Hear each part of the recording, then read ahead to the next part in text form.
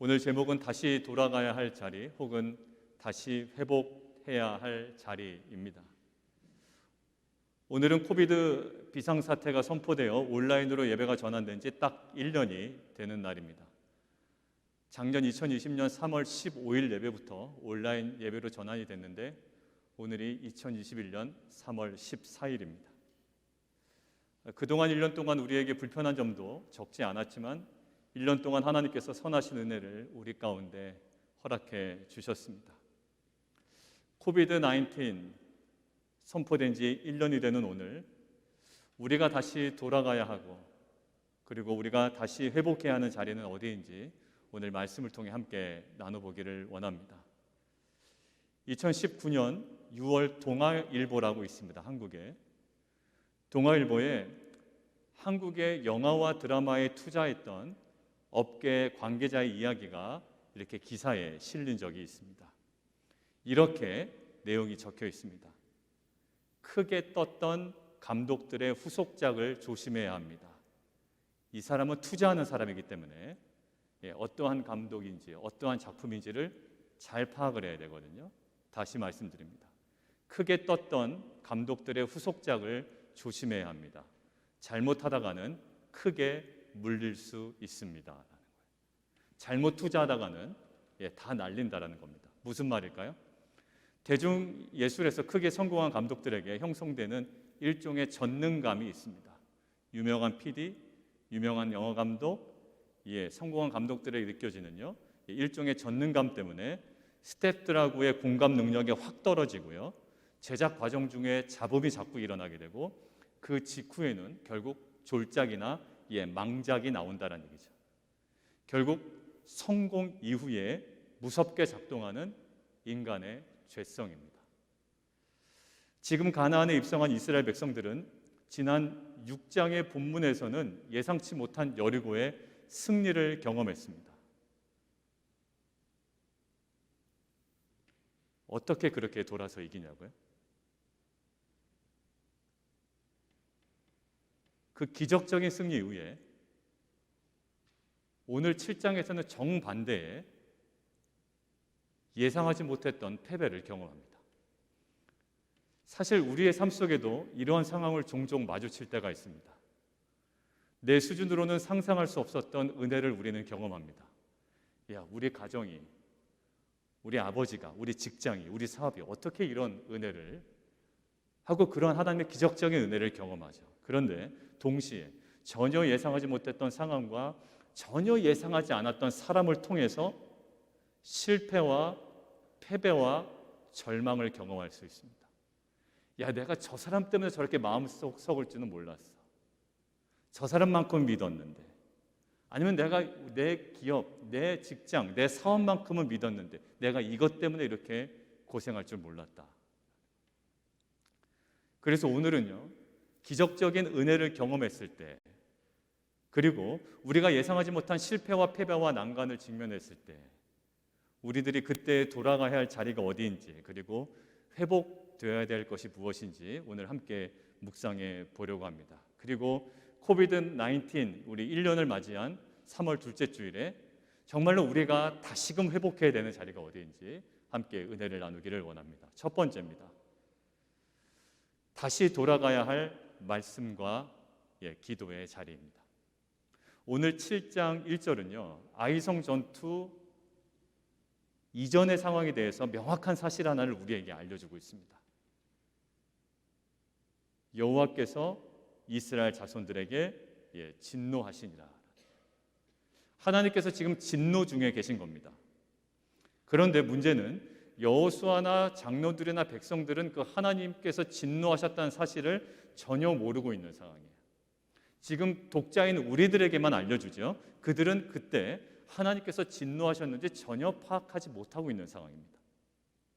그런 인식이 전혀 없는 여호수아는요, 늘 하던 대로 아이성으로 정탐꾼을 보냅니다. 특별한 거 아니었습니다. 늘 하던 대로 정탐꾼을 보냅니다. 여리고성 전투 때도요, 정탐꾼을 미리 보냈죠.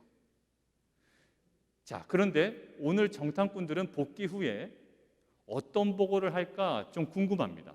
3절에 그 내용이 정확하게 나와 있습니다. 요약하면 이렇습니다. 60만 전체 군인들 모두 올라갈 필요 없습니다. 오늘 본문은 백성들 올라갈 필요 없습니다 라고 하는데 60만 군인 올라갈 필요 없습니다. 2, 3천 명만 올라가면 되겠습니다. 전혀 문제 없습니다. 근자감이라고 그러죠. 갑자기 자신감이 있습니다. 자, 여리고성을 정탐한 자들의 보고 어땠나요? 그들도 실은 굉장한 자신감이 있었습니다. 낙관적인 입장도 있었다고요. 여리고성 정탐한 사람들도요.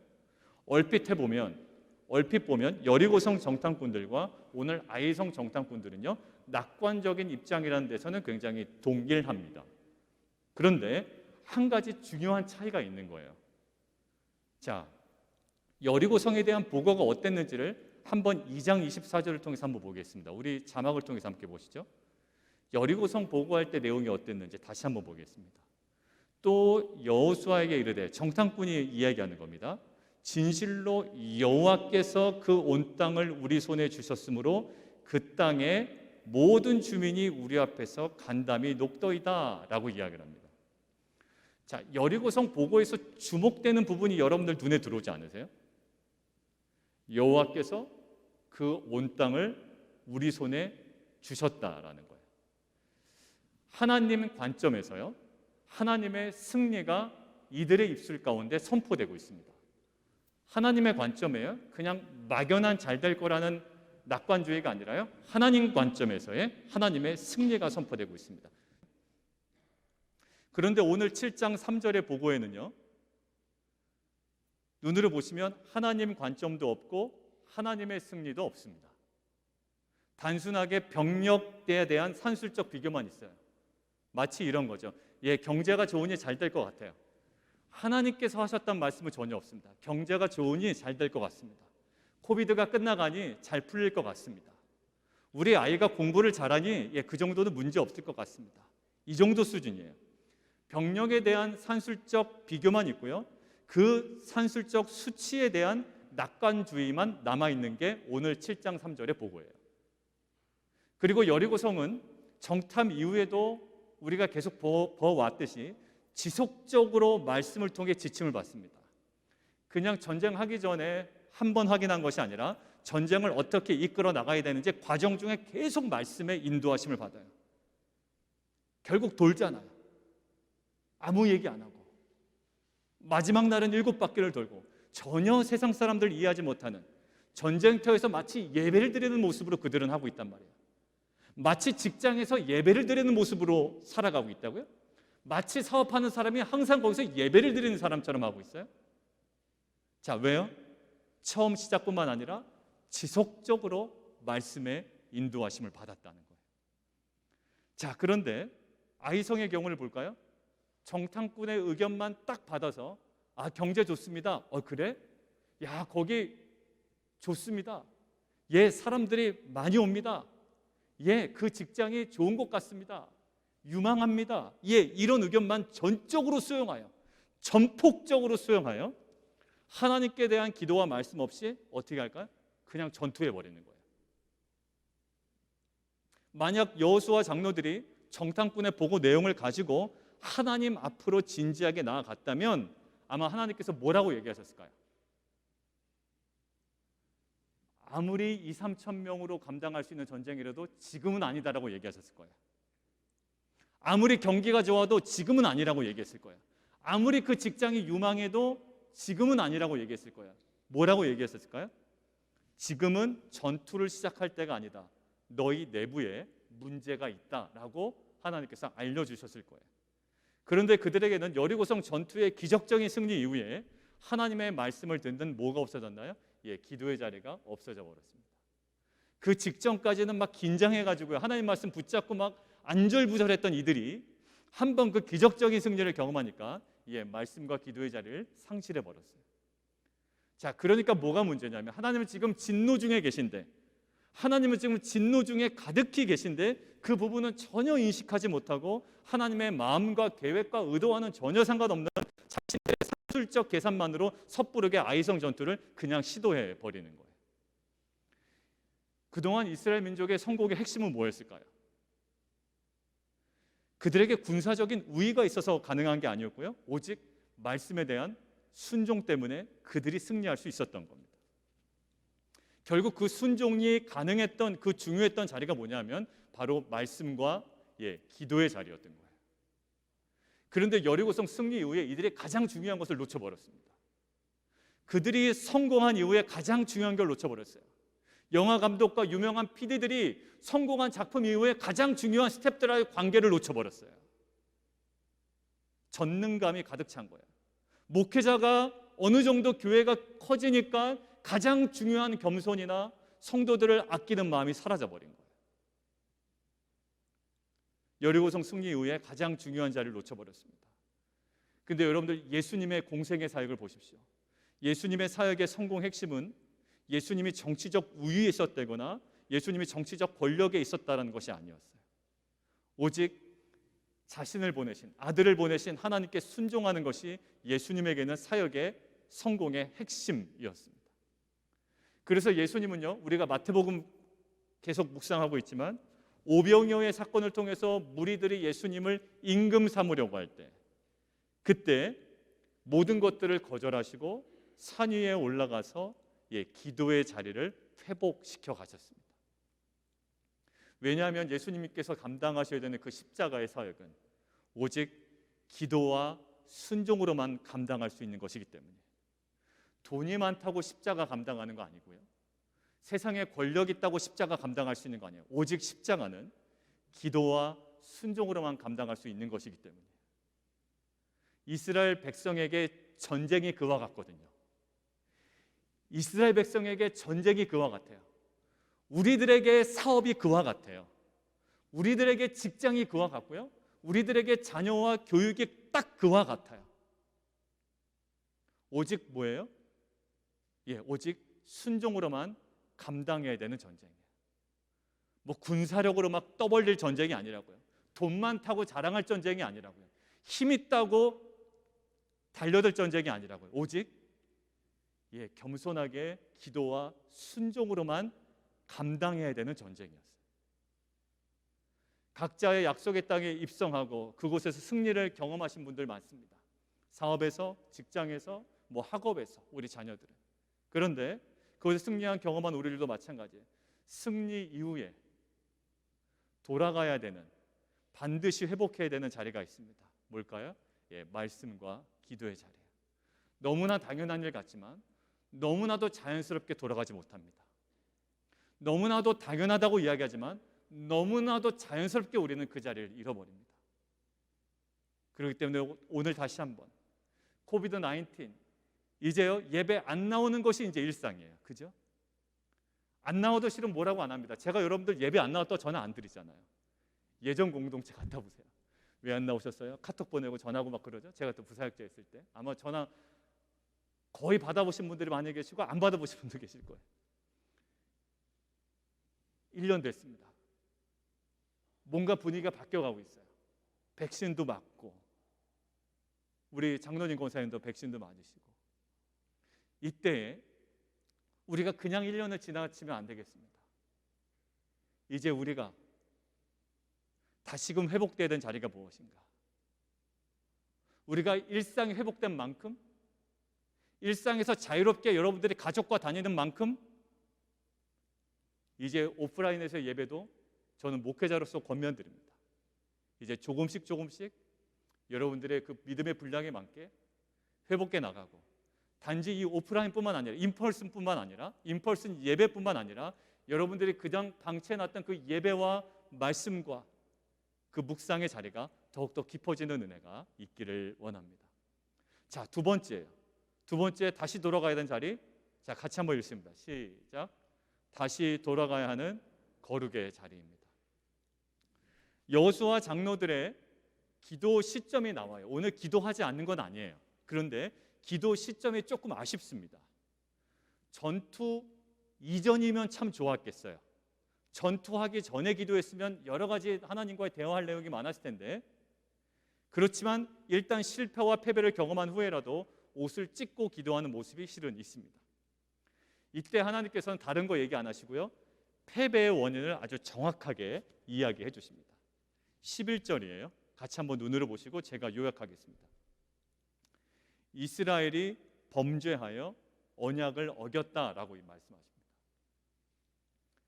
자, 분명히 6장 21절에 여리고성 안에 있는 모든 것을 하나님께 온전히 바치라라고 말씀하셨어요.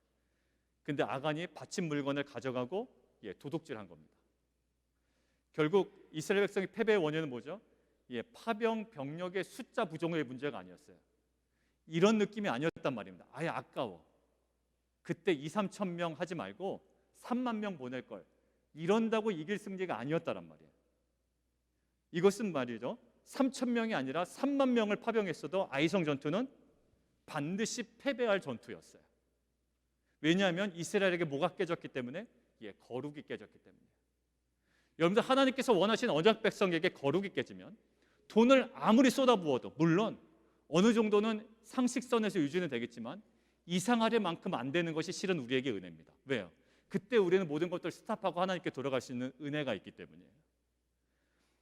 자, 결국 하나님께서는요, 그 깨진 거룩을 다시 회복하기를 강하게 말씀하시는 겁니다. 13절 보십시오. 오늘 함께 읽은 13절. 너는 일어나서 백성을 어떻게 하자? 거룩하게 하여 이르기를, 너희는 내일을 위하여 스스로 거룩하게 하라. 뭘 요구하시나요? 야, 병력이 왜 그 모양이냐라고 병력 증강을 얘기하지 않으신다고요.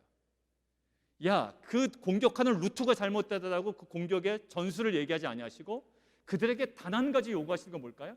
거룩이었어요.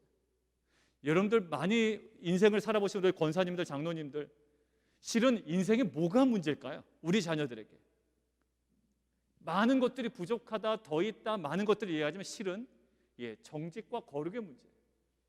마지막 순간에 뭘 얘기할까요? 돈 많이 벌어라? 아니요.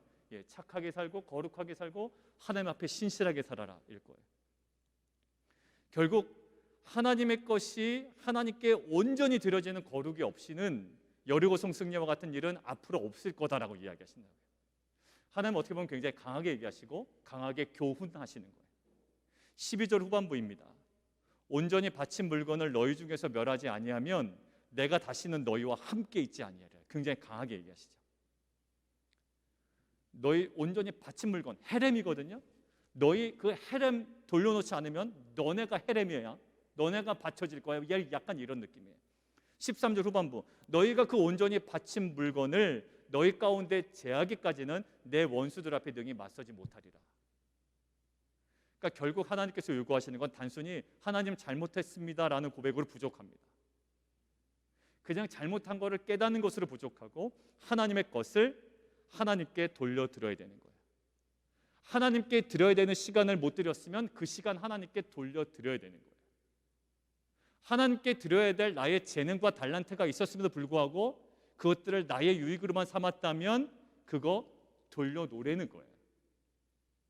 23절 후반부를 보십시오. 그래서 그들이 어떻게 하요? 그거 돌려놓습니다. 막 찾으러 다니는 거예요. 그래서 아간의 장막 가운데서 물건들을 취해요. 그거 원래 누구 거예요? 하나님 거였어요. 그것들을 취한 후에 하는 행동이 굉장히 재밌는 묘사로 되겠습니다. 23절 후반부를 보세요. 오늘 읽지는 않았지만 거기 밑줄 그어놓으시죠. 그것을 여호와 앞에 밑줄 거기요 쏟아 놓으니라. 동그라미도 좋고요, 밑줄도 좋습니다. 쏟아 놓으니라.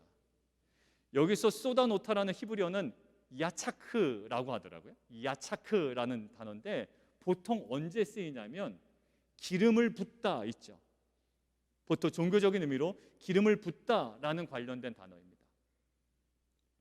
결국 아간이 훔친 하나님의 것들이 여호와 앞에 어떻게 됐다? 부어졌다는 거예요.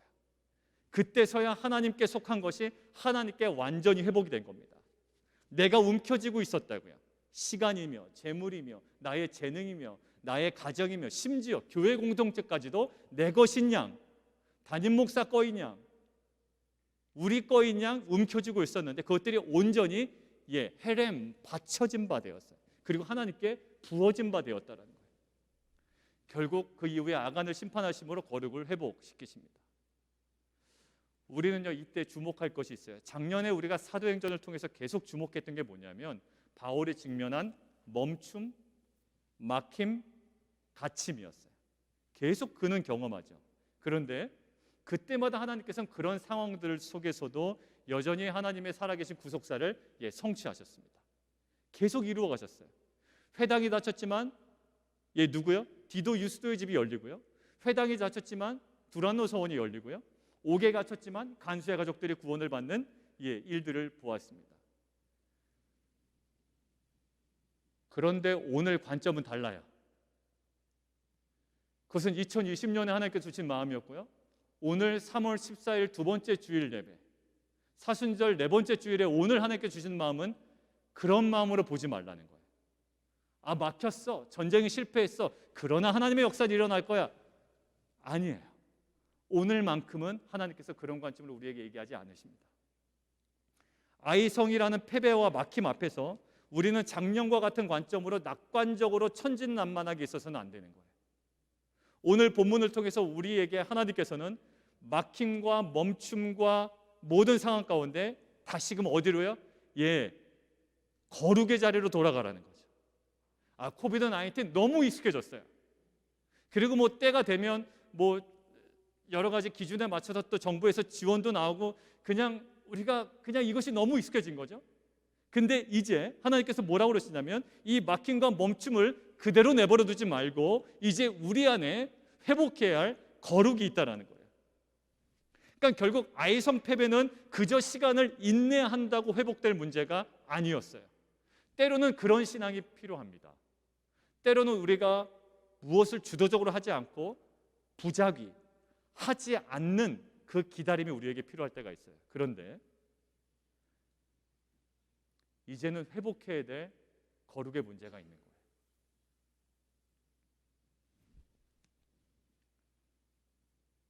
하나님은 계속 신앙의 회복을 얘기하시는 거예요. 너 자녀의 신앙의 회복, 너 직장과 사업 가운데의 그 주권 회복, 시간 온전히 들이지 못하는 부분 얘기하는데 나는 그냥 잘 되기를 바라는 거예요. 내 자녀가 잘 되기를 바라고 상황이 호전되기를 바라고요. 근데 코비드 19 이제 1년을 지나고 나는 우리 시점에 우리 안에 회복돼야 되는 신앙과 거룩을 다시 한번 얘기하십니다. 우리가 직면하고 있는 아이성과 같은 패배가 있어요. 자녀 가운데도 패배가 있다고요. 이 정도까지 안 좋을 줄 몰랐던 거예요. 당연히 잘 될 줄 알았어요. 이 정도까지 일이 꼬일 줄 몰랐던 거예요. 아이성과 같은 패배예요. 그런 거 있죠. 당연히 풀릴 줄 알았던 문제가 딱 막혀버린 거죠.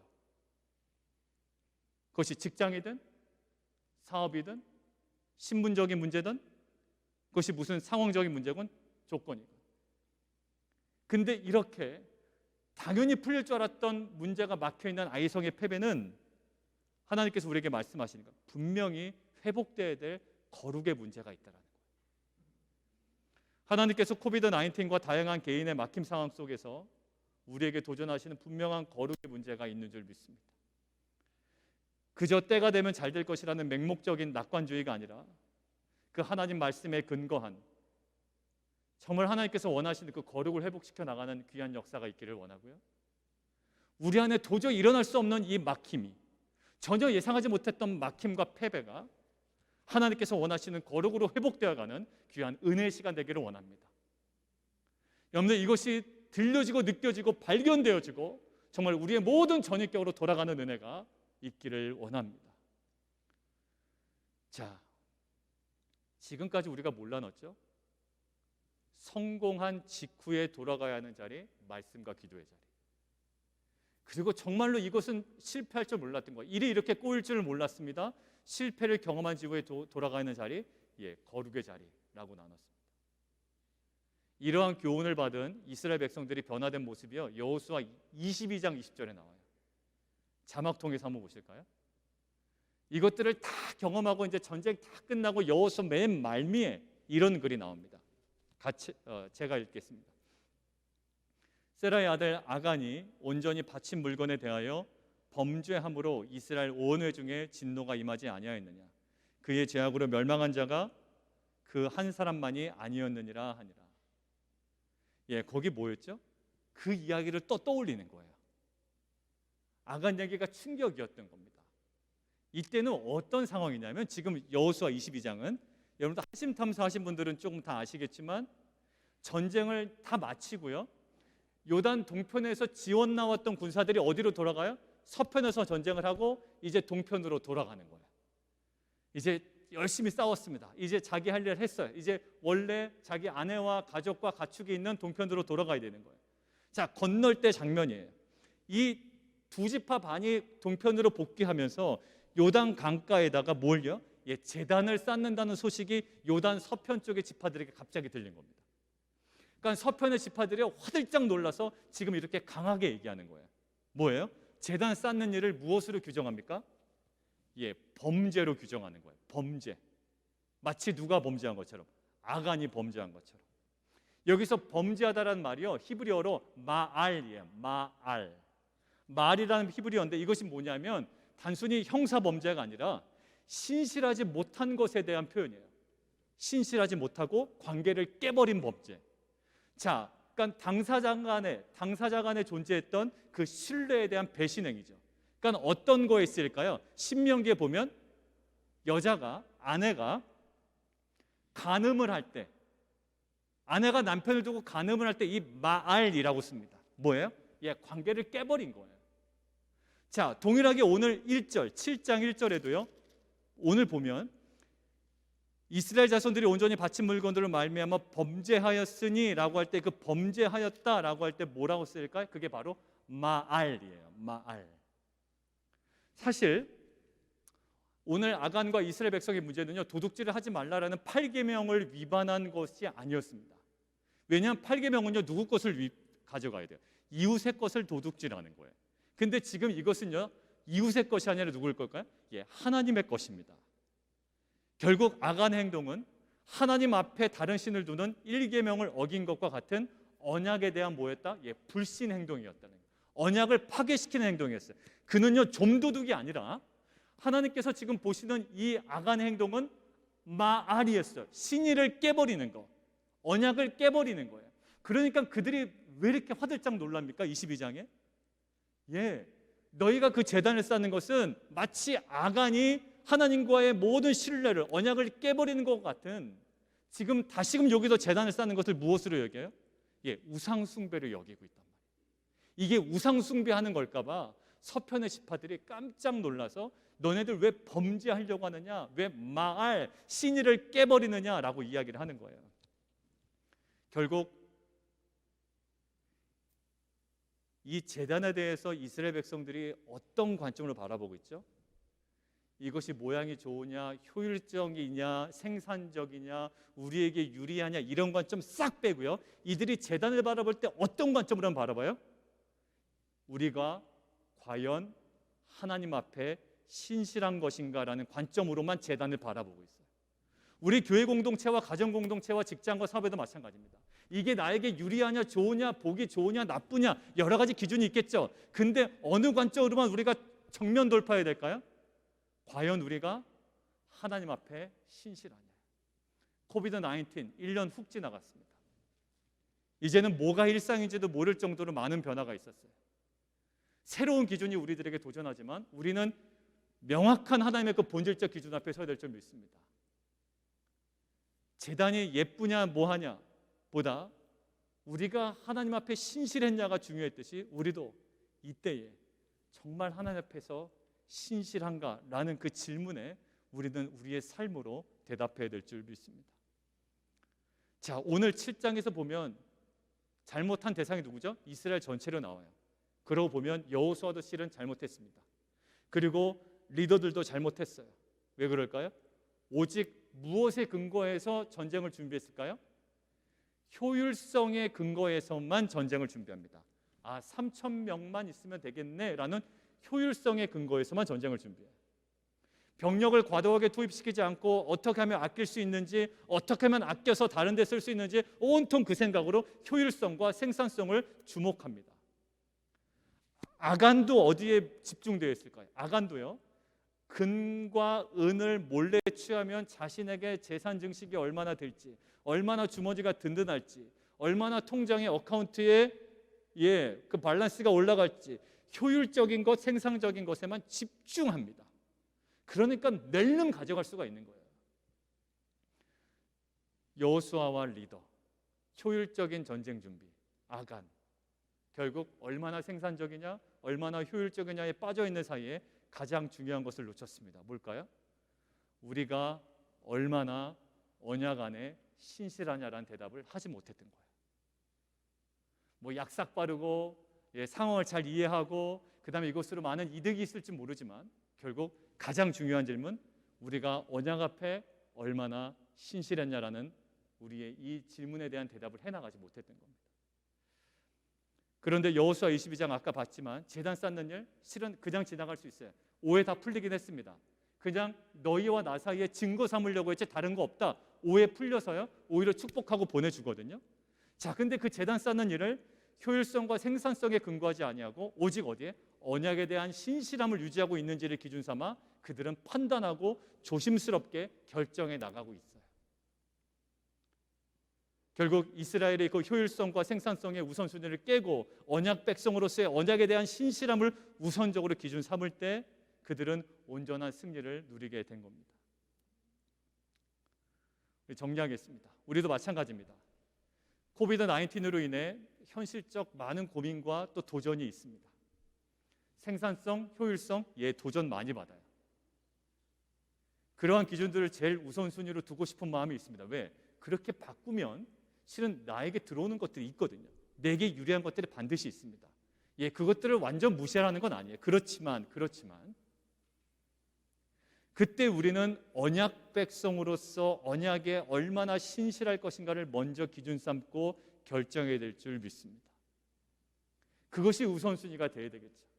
그 이후에 주신 하나님 은혜는 누리지만 결국 우리가 예수님 한번 생각해 볼까요? 예수님도 십자가를 효율성 있게 생산성 있게 감당하시진 않았어요. 이렇게 하면 내가 빨리 고난받고 빨리 죽어야 되겠다. 고난과 수치 없이 빨리 십자가에서 죽고 효율적으로 돌아가신 분이 아니었어요. 오히려 아주 신실하게, 아주 고집스럽게 하나님과 뜻과 계획에 맞게 그 시간에 맞춰서 신실하게 고난과 수치를 모두 고스란히 당하신 분이 바로 예수님이에요. 그러니까 예수님께서는 고통 가운데 계셨지만 예수님의 큰 관심이 효율성은 아니었다는 거예요. 자신을 보내신 하나님의 뜻에 대한 신실함이 예수님에게는 가장 큰 관심이었습니다. 이스라엘 백성이 그 성공 이후에 그 관점을 다 놓쳐버리니까 약속의 땅, 승리의 땅이라는 그곳에서 어처구니 없는 패배를 경험하게 되죠. 사랑하는 성도 여러분, 코비드-19으로 인해 그리고 그 외에 우리가 당하는 고난으로 인해 때로는 성공 가도에서 멈추고 싶지 않기 때문에 우리의 뇌피셜에서 마구 작동되는 효율적인 자리로 거침없이 이동하고 싶은 마음이 우리 가운데 있습니다. 그러나 주님께서는 그 고통과 죽음의 십자가에서조차 끝까지 놓치지 않으셨던 그 신실함을 통해 그 구속사가 완성되고 성취되었던 것처럼 우리들 모두가 세상의 효율성과 생산성의 그 우선순위의 도전을 깨고 언약에 대한 신실함을 기준 삼아 붙잡고 나아갈 때 우리의 그 연약함이 있지만 그 모든 것들을 통해서도 하나님의 놀라운 구속사는 온전히 우리 공동체와 여러분들의 가정과 또 직장과 사업을 통하여 또 자녀를 통하여 온전히 이루어질 줄 믿습니다.